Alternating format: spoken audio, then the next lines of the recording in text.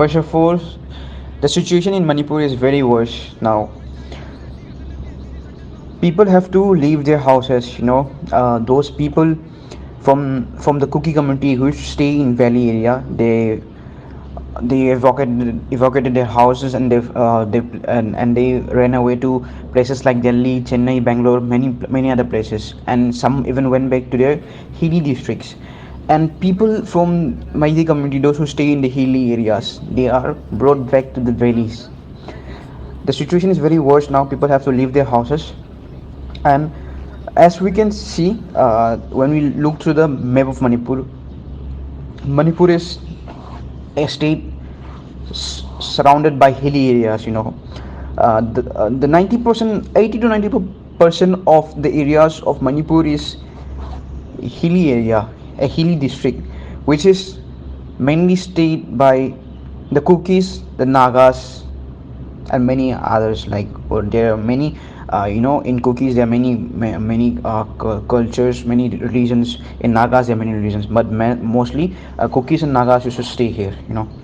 And the remaining 10 to 15% state remaining portion of the state is the valley region, where only the Muslims, the Meitei Pangal, we used to call them, and the Hindu Meiteis who used to settle here in the valley area. uh, the main reason for the rise of conflict between the Meiteis and the Kukis is like, uh, the demand. Their Kukis are demanding against the approval of ST status for Meiteis. This is the main reason for, and you can also say some of the other reasons are the evacuation of the forest land by the government of Manipur, chief minister of Manipur,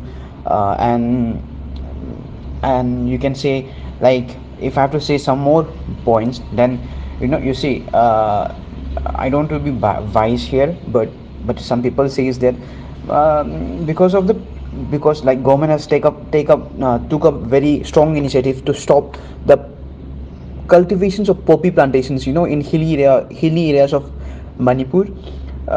People are so angry upon the government, and this led to, these are some of the situation which led to a rise um, of this conflict in Manipur.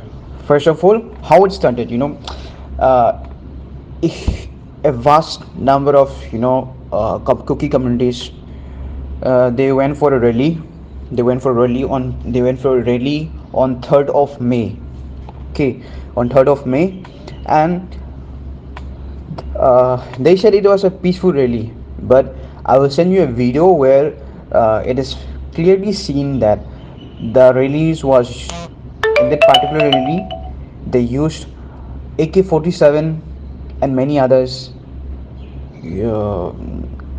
harmful materials that can cause dangers to human life. As told by the Kuki communities, they said that the conflict arises because the Meitei people in Chuchanpur district, okay, the Meitei people in Chuchanpur district burned down the sanitary gate of the Kuki Anglo war. They told that they burned down the particular gate, okay, and I really object on this. Why? Because Chuchanpur is a district, where it is very highly populated by the Kuki communities, and the Meiteis, the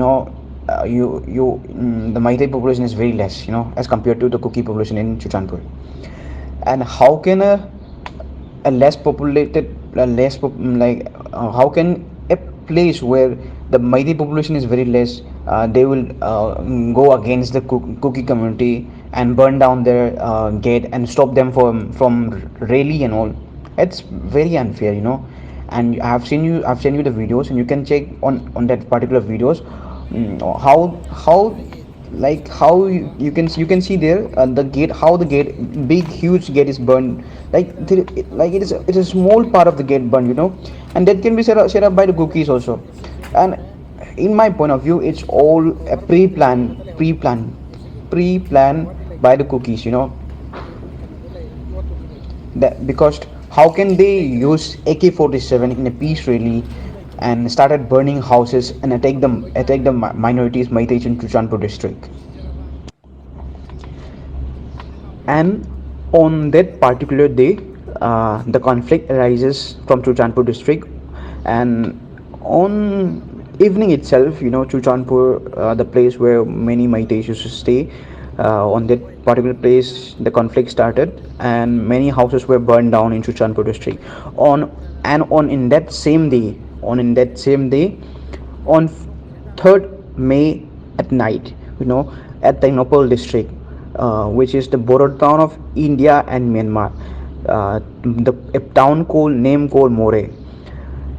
In that particular place, temples of the Meiteis and house and marketplaces of the Meiteis were all totally burned down. Office, many other places were burned down.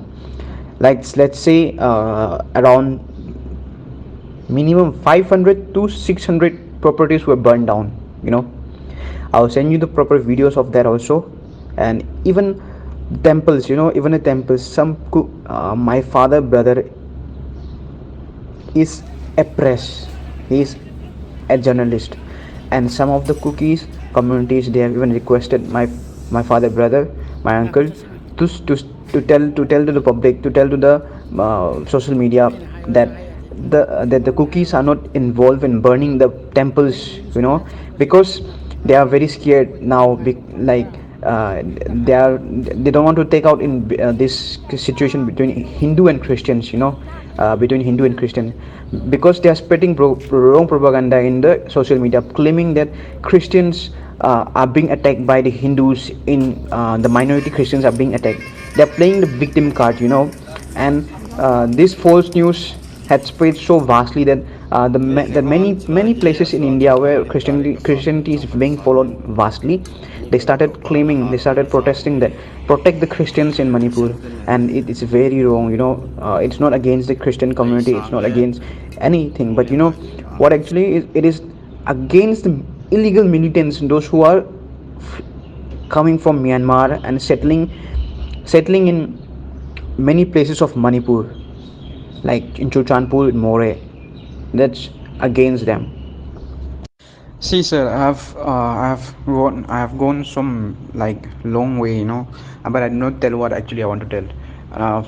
Honestly, uh, from my point of view, it is not only in Manipur; it is in many parts of India.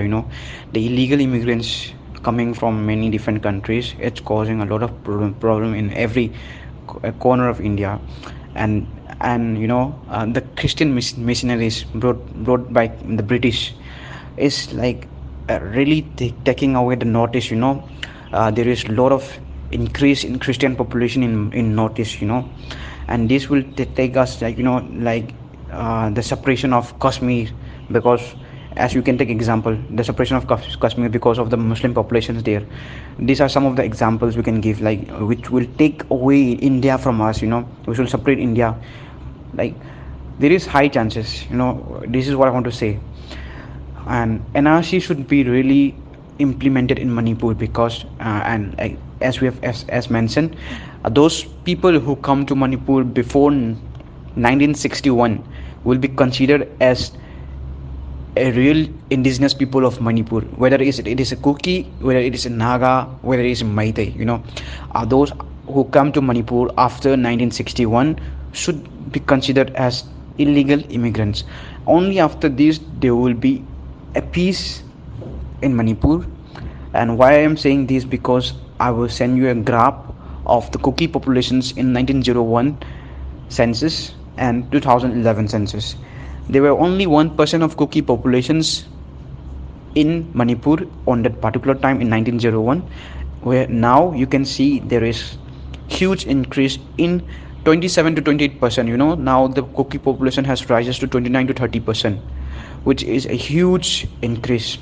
And there is a decrease in Meitei communities, because the Christian missionaries have also started taking some Hindus to Christian. They have started implementing many schemes, giving incomes, and spreading Christian missionaries. That is very sad news, and we should really think upon this. And I am not just speaking whatever I feels like, because I have own experience. I have a group of classmates, from which I class pass out my class 10 standard. Around from 60 of us, okay, around 20 to 30 of us were immigrants from Myanmar, and they spread to many places like Churachandpur, More, many hillier districts of Manipur, and they started claiming that we are indigenous people of Manipur, and you should give us separate state, separate administration. What is this? What is this? I just want to say, in my opinion, we should never separate our state. We should never give separate administration. NRC should be implemented, and we should protect the Hindus in Manipur, as well as we should protect India from being separated. As we should protect Northeast from being separated from India. This is a very, very, very big crisis.